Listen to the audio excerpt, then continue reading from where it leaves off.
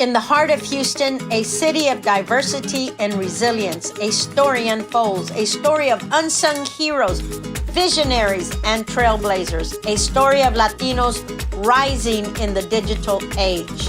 From doctors saving lives in our hospitals to the artists painting the future and the entrepreneurs building legacies, these voices are leading the way, breaking boundaries and redefining what it means to be Latino in America. Our culture, our stories, our people, each one with a journey that touches the heart and inspires the soul. From the pages of history to the screens of today, VIVA Magazine Live continues its legacy of uplifting the Latino community and telling the stories that need to be heard. VIVA Magazine Live isn't just a show, it's a movement, a celebration of Latino excellence, and a call to action for the next generation to fulfill their hopes and dreams and become an active part of the Latino voice. Join us as we tell the stories that inspire, unite, and elevate. Together we can ensure these voices are heard loud and clear. We invite you to be part of something bigger. Support VIVA Magazine Live and make history with us. Support the vision and invest in our community. Hola, Houston. Welcome to VIVA Magazine Live. I'm your host, Blanco, and this is the place where we celebrate the movers, the shakers, and the trailblazers of our Latino community.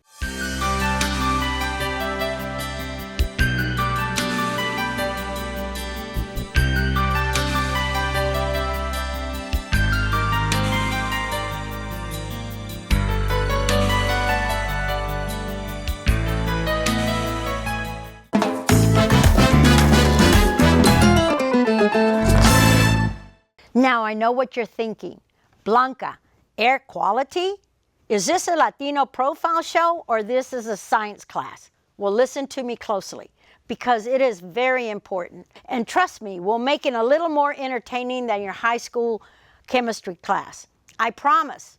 We're talking about the air we breathe here in Houston, and that's something that none of us can take lightly, especially when you got kids coughing like they're auditioning for a remake of the Contagion movie. No joke. Our guest today has been on the front lines making sure we get the clean air we all deserve. So stick around. You won't want to miss it.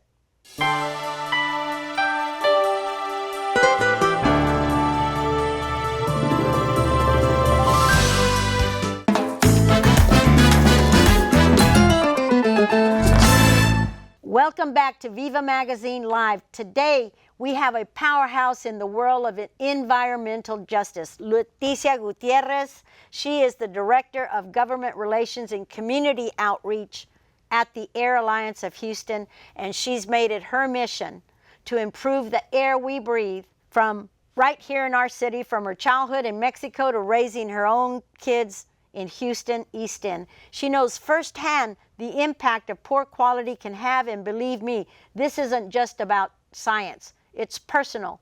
Let's welcome Leticia. How are you, my friend? I'm well. Thank you so much for having me, Blanca. Absolutely.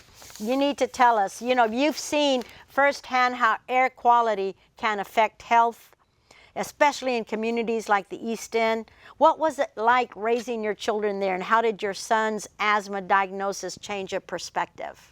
Thank you so much for that question, because I always like to lead in with my full disclosure. My background is finance and economics. That's what I went to school for. And living in the East End, I grew up myself in the East End. And after I had a couple of children, my son's pediatrician pointed to this constant cough that he was having that we could not diagnose as to the reason where we were living, the reasons why it was exasperating his medical condition.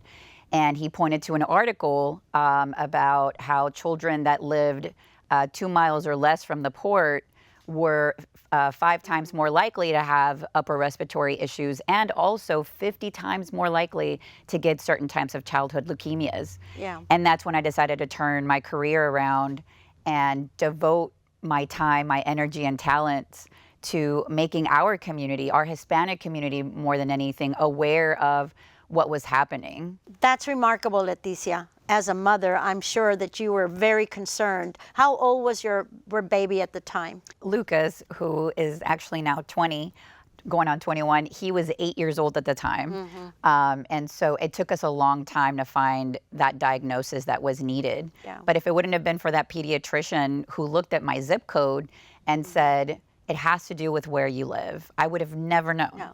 And again, I mean, there's numerous studies being done, not just on my son, but in our community about, unfortunately, how a lot of what we're being exposed to is also contributing to less life expectancy. Yes. And so there's a lot of research that's coming out as we speak about our zip code actually having almost 18 years less Yes. of life expectancy in comparison to our, what I say, our compadres on the Yes. west side. Right. You know, and so again, you know, we understand that we need industry, we understand where we live, but we also need to make sure that what we're trying to do is hold them accountable. Right. Because there's better ways to do things. We understand that the port is a huge economic engine. And I mean, I have family and friends that I graduated with that work at the port, that put food on the table for their family. Right. And so we're not trying to take away jobs. That's Right. not what we're trying to do. We genuinely are actually trying to make sure that workers are being represented and that they're being protected as well. Yes, and you mentioned the Port of Houston. I went to a luncheon just the day before yesterday for the East End Chamber. They hosted it, and Rick Ocampo is the chairman of the board. Yes. And what I saw is that they are really trying to be good community partners for our area. So I'm sure you've had conversations with Mr.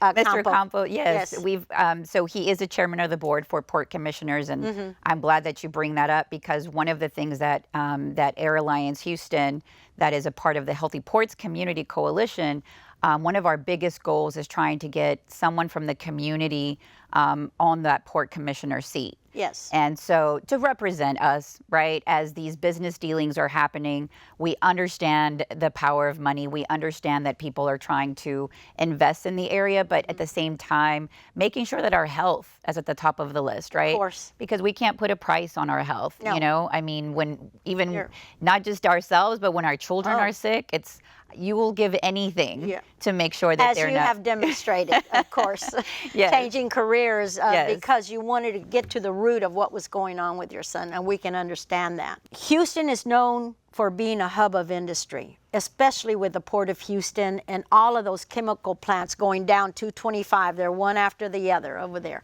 So how do those contribute to our air quality problems, and what is Air Alliance doing to combat that?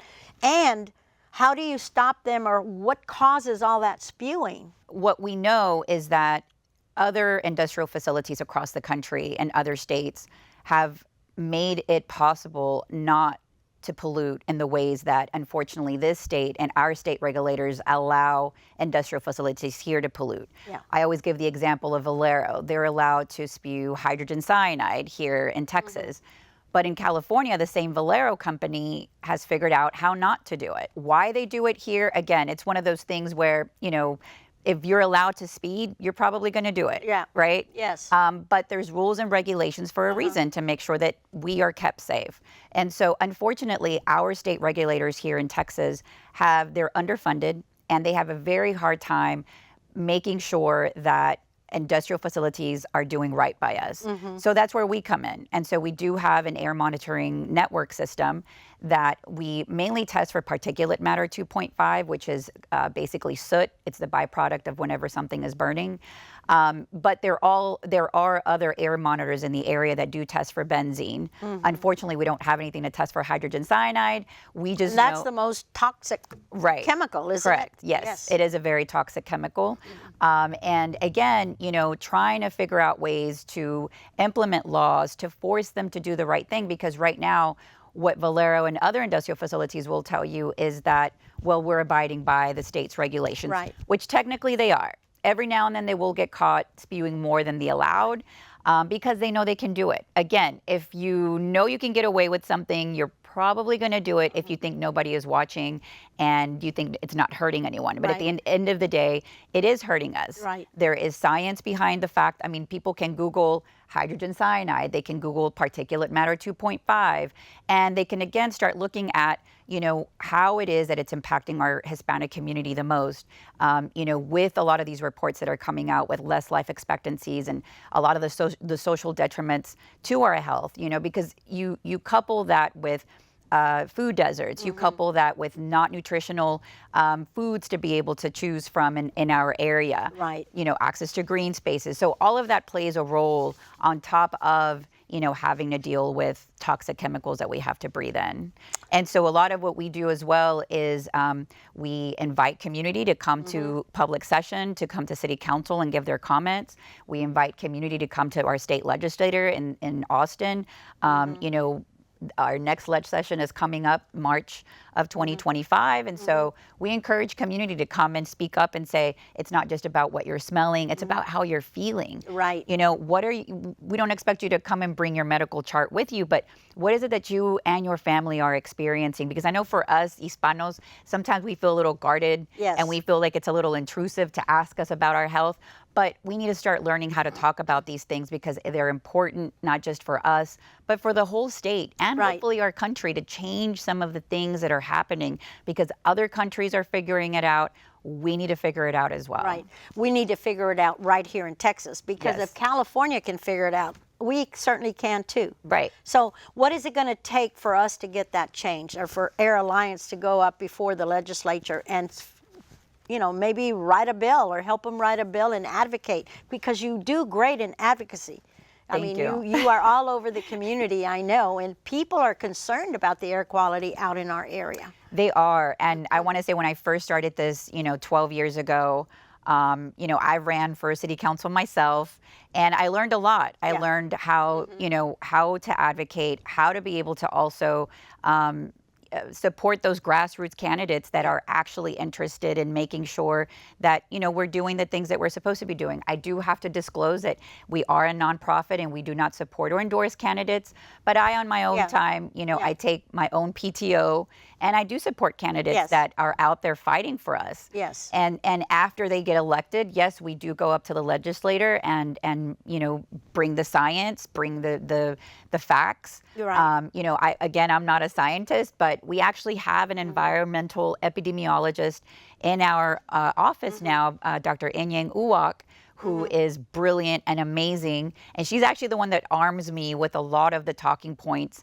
that we need and the community needs whenever we go up to the legislator to speak on these issues. Right. And we're literally at the mercy of our lawmakers, asking them to do right by us. Right. Because at the end of the day, I'm all for making money. We understand that this is a huge economic engine, but you cannot continue to do business the way that it is if you have a sick workforce. Right. You know, we do care about making sure that our students that are coming from our areas that are trained on the new green jobs that are coming down the pike, that they don't you know, just talk about the jobs, but that we're actually doing the things to put those resources in their hands. But again, if they're sick and their mom is sick or their, you know, hermanito is sick, you know, how can you expect us to move forward and be robust and have a real, you know, healthy economic engine when these pollutants are coming into not just our air, unfortunately our water and our soil as well. Yeah. So again, you know, if anything, like I try to explain to our port commissioners and those that want to invest in the area, you know, who's going to want to come and buy here if they start listening to the reports and they start hearing the news, how we have cancer clusters, right? We have community that is consistently getting sick. Nobody's going to want to invest in here. You know, we have to make it better, and there are ways to make it better. There's not just the state of California. There's, you know, other states like the state of Washington that have done great strides in cleaning up their port. And yes, again, the port is a huge economic engine. We're not trying to stop. Right. We just want to make it better. That's right. And y'all are doing a great job out there, because if it wasn't for Air Alliance of Houston, where would we be? Well, you know, again, I mean, it's been a very moving the needle very slowly. It takes time. It does. It's like turning a big ship. It just takes time, and eventually it does turn around. Yes. Let me ask you something. What did you do for your son? How did you get that resolved, or is he still have those symptoms? Yeah, unfortunately, you know, a lot of my friends were like, well, why don't you just move? Yeah, right. But I can't move. You know, my parents live here. Yes. I grew up here. My roots are here. 80% of my family that lives in Houston, we all live within a 2 or 3 mile radius of each other. Right. You know, we love our carnicerias. Yeah, of course. You know, we go to, we go to all the places that I love. And I'm like, if I move, I can't leave my family behind. Right. Which is why I said I want to make it better. And so for my son, actually, he's currently serving in the United States Army. Well, and congratulations. Thank you. It is one of those things where I'm very proud, and then also, just get sometimes emotional thinking of him. But he is in Germany, and he says, Mom, you're not going to believe, he actually tells me anytime that we get a chance to talk, he says, Germany has it right. He's like, they compost, they recycle, you actually get ticketed if you don't do it right. And he says, maybe we should try that in Houston. I know. I mean, we're just trying to make sure that, again, that we leave behind a cleaner, better environment for generations to come. And so he says, I breathe good here. He's like, I haven't had to take my medication. Everything's great. And it makes me sad because he's actually thinking about moving. I was going to say, are you going to move to Germany? I know. I mean, he's like, he's like, it's awesome here. At the same time, it just makes me sad. And I keep thinking, hopefully by the time he comes back in the next 4 years, maybe things can change, There's always hope. And there is. I mean, and it is moving. You are moving the needle. So you're making a difference. Thank you. So, well, and I will say really quickly that, with not just to our ledge, to our state capitol, but, going to D.C. And also advocating and bringing our leaders, our congressional leaders to see. Right. The Biden administration did put out $3 billion for a Clean Ports grant fund that all of the ports across the state can use to be able to retrofit dirty diesel, to be able to move forward, and to also acknowledge that a lot of the things that our ports are doing are contributing to climate change. Yes. Right. We're starting to see a lot of these catastrophic weather patterns becoming the norm. And again, I know it's a long stretch sometimes for people to understand, and it sounds like a big issue when you talk about climate change. Right. But I mean, if we just talk about here at home, again, how we're trying to tackle those chemicals, those toxins, to make sure that they don't make us sick and that they don't make our, environment sick. Exactly. So, Leticia, how do they get in touch with you, or who do they need to call if they see something and they want to say something about that? Well, my email is leticia@airalliancehouston.org. And usually when they email me and I reply, which I always do, you'll have my personal phone number. And we also have on our website at airalliancehouston.org, we have many ways for, to be able to report smells, to be able to report any incidents that community sees. And we use that as ammunition whenever we go up to the state legislator to say, look, this is how many emails I've gotten in the last month. Right. From not just, like mothers who are worried about their infant children, but we have pregnant mothers. We have, families who have elders that have upper respiratory issues that they're starting to see increasingly getting worse. Yes. And so again, these are all huge issues that we're trying to tackle. And at the end of the day, like I said, we can't put a monetary value on our health. Yes. So we just, and our families. Leticia, you mentioned Valero. What are the communities surrounding Valero?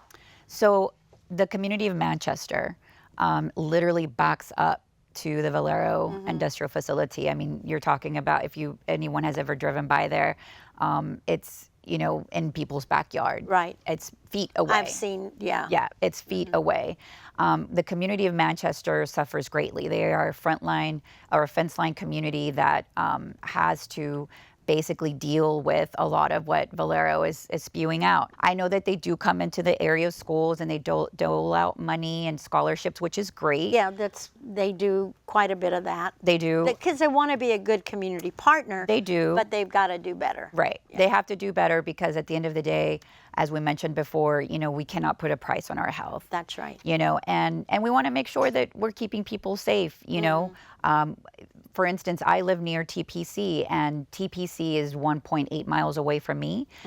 This same TPC in Port Neches back in 2019 exploded, and they had to evacuate 5 to 7 miles from the TPC and that exploded. And this TPC here in Houston has way more violations than that TPC did. So there's a lot of concern there because you have area schools, you have parks, you have community. Heck, 5 miles would be into the city of downtown Houston. We try to work with TPC. We let them know, you know, whenever they do have hearings, to make sure that they're doing right by community. You know, fence line monitoring is great, but we want access to that data as well to make sure that they are doing the right thing. So, you know, again, communities that in the East End that unfortunately suffer by their negligence, you know, again, we all lose. That's We all end up losing. So, Leticia, let me ask you a question. What do these violations really mean to these huge corporations? At the end of the day, you know, we consider them baby fines in comparison to the record profits that they make. Yeah. And a lot of times, you know, there isn't a whole lot of oversight, unfortunately. Yeah. It usually takes community complaining and putting in the phone calls, you know, to TCEQ for them to come out and investigate. Right. And so they hand out this small fine. They expect them to make it better or to, you know. But nobody monitors But nobody, so, you know, our governor has taken great pride in saying that we allow our industrial facilities to self-regulate. You know, he thinks that's a good thing, that, you know, they're being good neighbors and they're going to do the right thing. So why should government get in the way? Right. And we do not agree with that, a whole catastrophic issue happening. So we have to remind our lawmakers what's at stake at the end of the day. And so, you know, we have to get this right. Yes, because our lives are at stake. Correct. Leticia, thank you so much for joining us today. I know air quality isn't always the most glamorous topic, but it's something that affects all of us. It's important that we talk about it, and we need to talk about it often, because I think people, sometimes we tend to forget and get into our lives and we forget about, because the air, it's just there, right? But we all breathe it. That's right. And when we, you know, breathe something different or we're out there in the area, we need to call you or call Air Alliance of Houston and make sure that we report it. Yes. Especially here in Houston. Yes. So again, the air quality was a personal issue because of your son, and you took it upon yourself that you were going to make this right. Yes. So that is a big commitment. You've taken on a big job, but I think with you and all your allies and everyone that surrounds you, you will make a big impact. So thank you very much. Well, again, thank you, and to community leaders like yourself who have also taken up this fight with me, because without you, without people talking about it and elevating it, then it goes nowhere. Yes. So it's a huge thank you to you. It's a huge thank you to those who have signed on to this. I can't do it without our community leaders at all. Yeah. So thank you as well. I got it. Thank you very much, Leticia. So there you have it. Viva Magazine Live, a powerhouse in the environmental justice, Leticia Gutierrez. Thank you so much for being here. Thank you, Blanca. Hasta luego, Houston. Bye. Adios.